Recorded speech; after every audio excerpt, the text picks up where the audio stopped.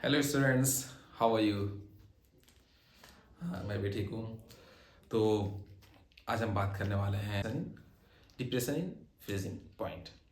तो हमने elevation in boiling point पढ़ा हमने, ठीक है। हमने relative lowering in vapour pressure पढ़ा, और आज जो टर्म है वो टर्म है दोस्तों डिप्रेशन इन फ्रीजिंग पॉइंट का। तो सबसे पहले हम जानते हैं कि डिप्रेशन इन फ्रीजिंग पॉइंट होता क्या है, ठीक है। तो हम लोग ये भी कह डिप्रेशन इन फ्रीजिंग में क्या हमारे क्वालिटेटिव प्रॉपर्टी है, लेकिन इसको हम कैसे समझेंगे, तो आइए मैं आप लोगों को समझाता हूँ। तो होता क्या है दोस्तों, जैसे कि मान लीजिए फ्रीजिंग पॉइंट की बात कर रहे हैं। फ्रीजिंग पॉइंट हम सब जानते हैं। बॉइलिंग पॉइंट मैंने नेक्स्ट अपने प्रीवियस वाली वीडियो में पढ़ा दिया था, आप लोग वहां से जाकर देख लेंगे, ठीक है।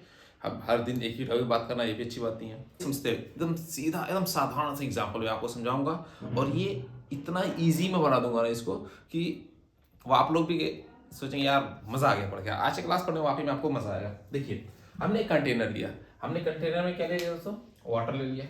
हमने कंटेनर यार ये मेरे हाथ से मार्कर बहुत छूटता है, उसके लिए सॉरी। हमने क्या ले लिया दोस्तों, वाटर ले लिया, ठीक है। और ये वाटर को हमने वाटर ले लिया जो क्या हमारा सॉल्वेंट है, सॉल्वेंट है, ये सुनो, ठीक है। तो अगर हम इसको कहेंगे फ्रीज करना है, इसको हम टेम्परेचर देते जाएंगे देते जाएंगे देते जाएंगे, और हम देखेंगे कि 0 डिग्री सेल्सियस पे ये पूरे वाटर के मॉलिक्यूल क्या हो गए, आइस में कन्वर्ट हो गए, यानी फ्रीज हो गए, यानी लिक्विड से सॉलिड में कन्वर्ट हो गए, आइस बन गया। Yes no. अगर मैं कह दूं इसी सॉल्वेंट में, इसी वाटर मॉलिक्यूल के सॉल्वेंट में हमने कुछ अलग एक और कोई सॉल्यूट पार्टिकल यानी नॉन वोलाटाइल सॉल्यूट ऐड कर दे रहे हैं, नॉन वोलाटाइल सॉल्यूट, जैसे कि मान लीजिए मैं ये NaCl है, सोडियम क्लोराइड ले लेते हैं सबसे इजी, ये हमारे वाटर मॉलिक्यूल। अब ये बताइए आप लोग, अब इसको हम टेम्परेचर देंगे, अब इसे हम टेम्परेचर देंगे तो क्या ये जितना इजिली ये सॉल्वेंट यानी वाटर के मॉलिक्यूल आइस में कन्वर्ट उतना इजिली हो पाएंगे?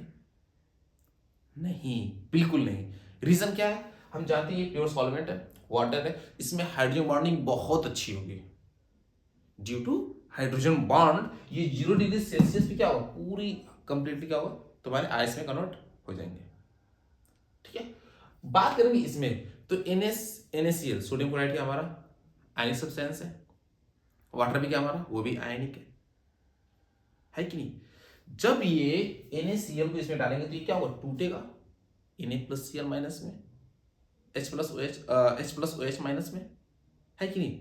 तो इनके चारों तरफ NaCl को फैलने की वजह से इसमें हाइड्रोजन बॉन्ड वीक हो जाएगा एज कंपेयर दिस, इसके हाइड्रोजन बॉन्ड क्या होंगे, वीक हो जाएंगे। इतना फ्रीली इसमें मूव कर रहा था वाटर के मॉलिक्यूल, उतना फ्रीली इसमें मूव नहीं करेगा। तो इसको आइस में कन्वर्ट करने के लिए हो सकता है कि हमें -2 डिग्री सेल्सियस टेम्परेचर देना पड़े, यानी 0 से आगे जाना पड़ेगा, हमें माइनस में जाना पड़ेगा। और इसी दोनों का डिफरेंस, इसी दोनों का फ्रीजिंग पॉइंट टेम्परेचर का डिफरेंस हमारा क्या कहलाता है, depression in freezing point. Simple सी बात है, आगे बात समझ में आइए। हम लोग जानते हैं सॉल्वेंट क्या, सॉल्वेंट प्योर सॉल्वेंट का फ्रीजिंग पॉइंट T0F, ये सॉल्यूशन हो गया, TF हो गया। इन दोनों का डिफरेंस क्या हो जाएगा दोस्तों, del TF equal to T0F minus TF। यही तो है हमारा क्या, डिप्रेशन इन फ्रीजिंग पॉइंट। देखिए इसी दोनों डायग्राम से मैं इसको क्या कहते हूं, सब सॉर्ट आउट, पूरा सॉर्ट आउट, इतना इजी यार। तुम लोग पढ़ते रहो, बुक पढ़ते रहो, सेंटेंस पढ़ते रहो, स्टेटमेंट पढ़ते रहो, नहीं जरूरत है हमें उसकी।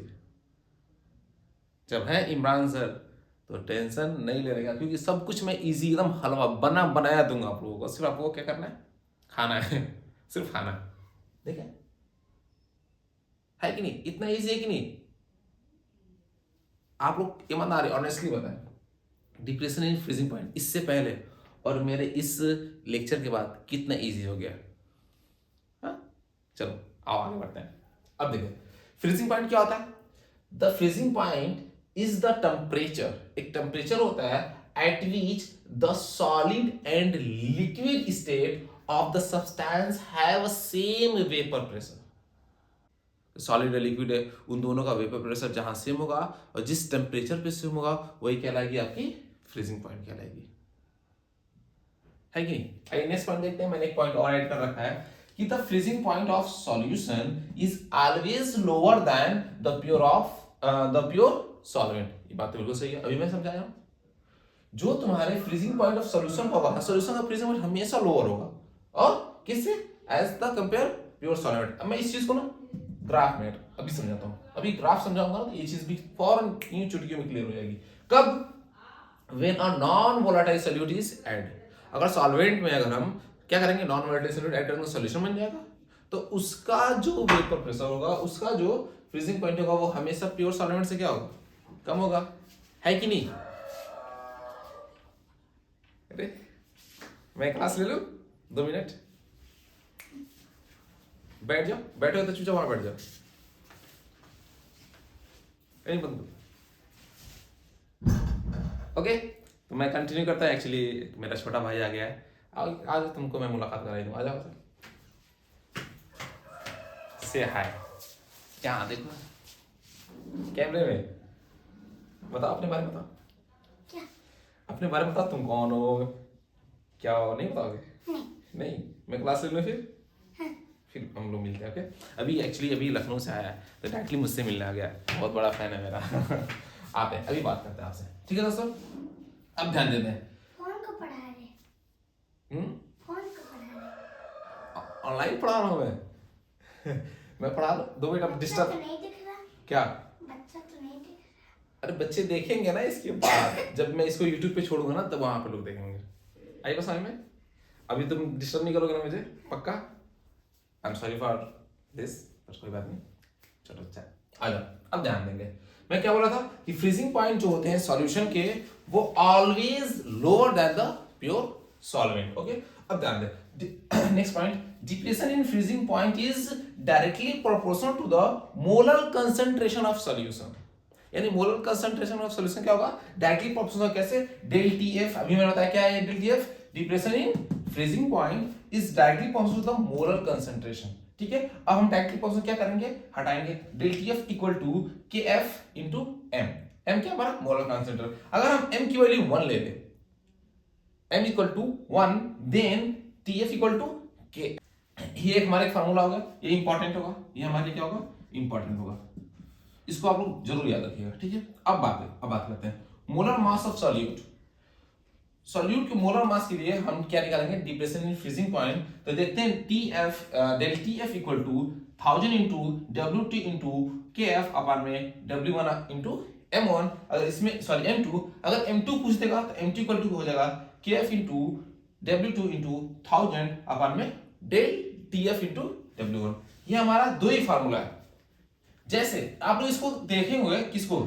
डिप्रेशन इन फ्रीजिंग पॉइंट को, ये कहीं कहीं सिमिलर है किसके? Elevation in boiling point. है elevation in boiling point, elevation in boiling point नहीं करो, एलिवेशन इन बॉइलिंग पॉइंट। ये एलिवेशन बॉइलिंग पॉइंट कहीं कहीं सिमिलर है, बिल्कुल सिमिलर है। डिफरेंस क्या होता? वहां पे डेल टीपी था, यानी कि क्या? Elevation in boiling point. यहाँ क्या है? Depression in freezing point. सब कुछ सेम है, बस हमें क्या करना है? डेल टी एफ और डेल। अगर उस दोनों से इन दोनों कंपेयर कर लेंगे आप लोग, सारी चीजें क्या हो जाएंगी आपकी? बिल्कुल इजी हो जाएंगी। यहाँ पे भी और यहाँ पे भी, यहाँ पे भी और यहाँ पे भी, हर जगह हम क्या करेंगे? एलिवेशन इन बॉइलिंग पॉइंट से कंपेयर कर देंगे तो डिप्रेशन इन फ्रीजिंग पॉइंट क्या हो जाएगा आपका? और भी इजी हो जाएगा। ठीक है, आइए हम ग्राफ को समझते हैं। हमने क्या किया कि फर्स्ट ऑफ ऑल हमने क्या किया, ये हमने बीसी ले लिया। ठीक, बीसी क्या है हमारा? ये हमारा देख रहे हैं कि वेपर प्रेशर है, किसका? लिक्विड सॉल्वेंट का।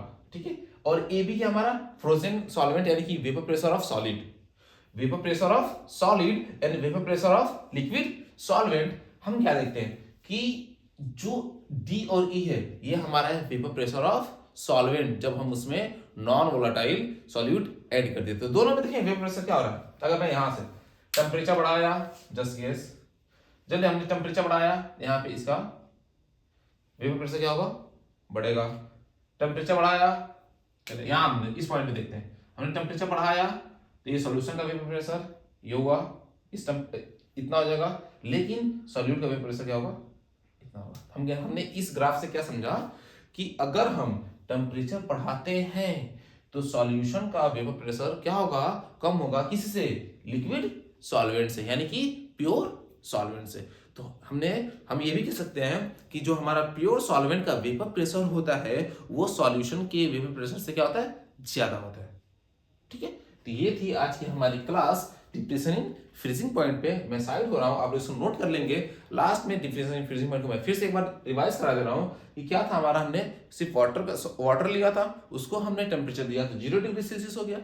0 डिग्री सेल्सियस पे क्या होता है, वो आइस में कन्वर्ट होता है, ये सुनो। और उसी में हमने मिक्सर ले लिया, यानी NaCl का सॉल्यूशन ले लिया, और सॉल्यूशन को जब हमने टेम्परेचर देना स्टार्ट किया तो -2 डिग्री सेल्सियस पे क्या हुआ, इसने आइस में कन्वर्ट हुआ। इन दोनों टेम्परेचर का डिफरेंस क्या कहलाता है, आपका डिप्रेशन इन फ्रीजिंग पॉइंट कहलाती है। ये चीजें आपकी क्लियर हो गई, तो आप लोग इसको नोट कर ले और आगे हम आपसे बात करेंगे। ओके।